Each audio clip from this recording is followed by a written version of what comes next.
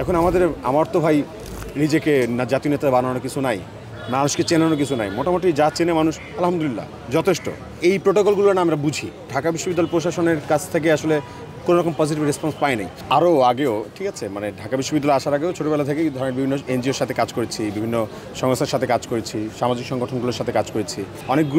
অনেক সংগঠনের অনেক গুরুত্বপূর্ণ দায়িত্ব পালন করার সুযোগ হয়েছে। ন্যাশনাল চিলড্রেন টাস্ক ফোর্সের প্রেসিডেন্ট ছিলাম, ইউথনি হাঙ্গার বাংলাদেশের ঢাকা ডিস্ট্রিক্ট কোঅর্ডিনেটর ছিলাম। এই প্রোটোকলগুলো না আমরা বুঝি। কোনো সংগঠনের প্রেসিডেন্ট বা সেক্রেটারি, সাধারণ সভাপতি এবং সাধারণ সম্পাদক, এই পদ দুইটা না খুবই হাইলাইটেড, খুবই ওভার স্যাচুরেটেড। ভিপিজিএস এই দুইটা পোস্ট ঠিক একই রকম। এদের প্রতি মানুষের প্রত্যাশা অনেক বেশি থাকে। ভাই আমার সাথে দেখা করবে, ভাই আজকে আমার রুমে আসবে, এই করবে সেই করবে। সময় মাত্র 365 দিন। কয়জনের সাথে হাই হ্যালো করবেন?